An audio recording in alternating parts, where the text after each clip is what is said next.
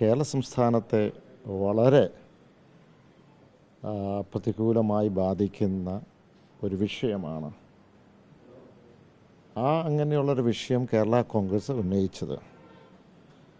അത് നിങ്ങൾക്ക് എല്ലാവർക്കും അറിയാം. ഇന്ന് മലയോര പ്രദേശങ്ങളിൽ ആ ജനത ബുദ്ധിമുട്ടുകയാണ്. അപ്പോൾ കഴിഞ്ഞ ദിവസം നമ്മുടെ സെക്രട്ടേറിയറ്റ് ഉണ്ടായിരുന്നു. അവിടെ ഈ വിഷയങ്ങളൊക്കെ നമ്മൾ റേസ് ചെയ്തു. അപ്പോൾ ആ വിഷയം ഉന്നയിച്ചു എന്ന് മാത്രമേ ഉള്ളൂ. അത്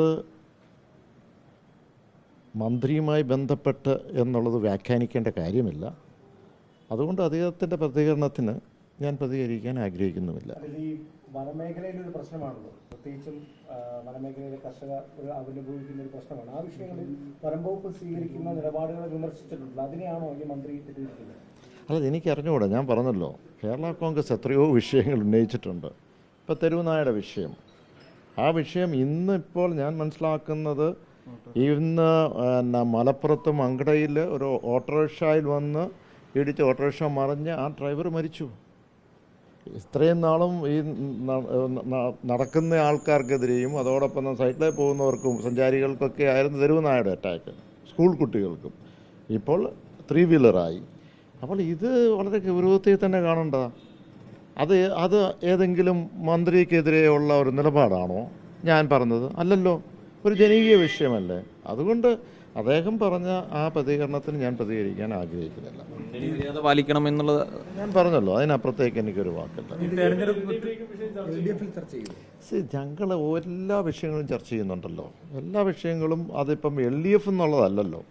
അത് പല വേദികളുണ്ടല്ലോ, പല മെത്തേഡുകളുണ്ടല്ലോ. ചിലപ്പോൾ മന്ത്രിയായിട്ടായിരിക്കും ചർച്ച ചെയ്യുന്നത്, ചിലപ്പോൾ അതല്ലാതെ ആയിരിക്കും ചർച്ച ചെയ്യുന്നത്. അതൊക്കെ എങ്ങനെ ചെയ്യും? ഇപ്പോൾ കഴിഞ്ഞ പ്രാവശ്യം MPs കോൺഫറൻസിൽ ചർച്ച വന്നല്ലോ. അവിടെ നമ്മുടെ അഭിപ്രായങ്ങൾ പറഞ്ഞു. ഏതെങ്കിലും ഒരു അഭിപ്രായം പറഞ്ഞാൽ അങ്ങനെ തരില്ല. അതുകൊണ്ട് ആ രീതിയിൽ ഒരു മന്ത്രിക്കെതിരെയാണെന്നുള്ള ഒരു രീതിയിൽ അതിനെ വ്യാഖ്യാനിക്കേണ്ട. കേരള കോൺഗ്രസ് തെരഞ്ഞെടുപ്പ് ഒരുക്കങ്ങളിലേക്ക് കടന്നു. അതിനിടെ ജോസ് കെ മാണി കടുത്തുരുത്തി മത്സരിക്കുന്ന തരത്തിലുള്ള അഭ്യൂഹങ്ങളും വരുന്നുണ്ട്. അല്ല, അപ്പോൾ അതിനകത്ത് ഒരു കാര്യമുള്ളത്, ഇപ്പോൾ 1 വർഷം കഴിഞ്ഞ് നടക്കാൻ പോകുന്ന നിയമസഭാ തെരഞ്ഞെടുപ്പ്. അപ്പോൾ ഒരു സ്റ്റോറി വന്നു ഞാൻ തിരുവാമ്പാടില്ലാന്ന്, വേറൊരു സ്റ്റോറി വന്നു ചാലക്കുടിയില്ലാന്ന്, വേറൊരു സ്റ്റോറി പറഞ്ഞു കുട്ടനാടാന്ന് പറഞ്ഞു, ഇപ്പം ഇത് പറയുന്നത് കടുത്തുരുത്തിയിലാണ്. ഇപ്പം നിങ്ങൾ മെയ്യുന്ന സ്റ്റോറിക്കെല്ലാം ഞാൻ മറുപടി പറയണോ? അത് പറയേണ്ട ആവശ്യമില്ലല്ലോ. അത് നിങ്ങളൊന്ന് ഇൻവെസ്റ്റിഗേറ്റ് ചെയ്ത് നോക്കണം. എവിടെയോ നിങ്ങൾക്ക് ആ ന്യൂസ് ഉണ്ടെന്ന് എനിക്ക് തോന്നുന്നു. ഒന്ന് പറഞ്ഞു തന്നാൽ കൊള്ളാം. പക്ഷെ ഞാനിതൊന്നും ശ്രദ്ധിക്കാറില്ല. സന്തോഷം, നമുക്ക് ഇത്രയേ ഉള്ളൂ. അല്ല, ഏറെക്കാലം കേരള കോൺഗ്രസ് എമ്മിന്നല്ല.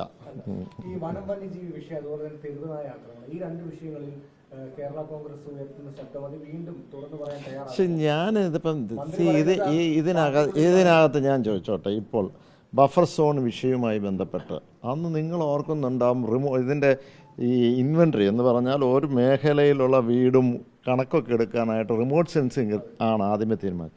കേരള കോൺഗ്രസ് പബ്ലിക്കായിട്ട് പറഞ്ഞില്ലേ, അത് റിമോട്ട് സെൻസിങ് അല്ല, നമുക്ക് വേണ്ടത് അത് ഗ്രൗണ്ട് ലെവലിൽ അതിൻ്റെ സെൻസസ് എടുക്കണം, അല്ലെങ്കിൽ അതിൻ്റെ ഇൻവെൻട്രി എടുക്കണമെന്ന് പറഞ്ഞ് അതനുസരിച്ച് നിയമസഭയിൽ ചർച്ച വന്നതിന് ശേഷം അങ്ങനെ ഒരു തീരുമാനത്തിലേക്ക് പോയി. അത് ഏതെങ്കിലും ഒരു വകുപ്പിനെതിരെയാണോ?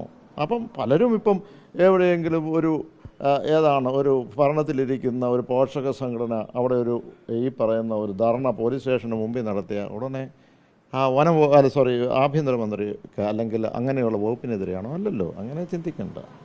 ഈ കോൺഗ്രസ് ഇങ്ങനെ വിടാതെ പിന്തുടരുവാണോ കേരള കോൺഗ്രസ്? ഈ അവരുടെ പല നേതാക്കന്മാരും മടങ്ങിവരവിൻ്റെ കാര്യങ്ങൾ പലയിടത്തും പറയുന്നു. എന്തെങ്കിലും തരത്തിലുള്ള വിദൂര സാധ്യത ഇപ്പോഴും നിലനിൽക്കുന്നുണ്ടോ കേരള കോൺഗ്രസിൻ്റെ UDF-ലേക്കുള്ള മടങ്ങിപ്പോക്കിന്? അതിന് കൃത്യമായ കുറിപ്പ് ഞാൻ ഇട്ടിരുന്നു, കൃത്യമായി അതിന് മറുപടി കൊടുത്തു. അതിനപ്പുറത്തേക്ക് എല്ലാ ദിവസവും ഇത് പറഞ്ഞുകൊണ്ടിരിക്കേണ്ട കാര്യമില്ലല്ലോ.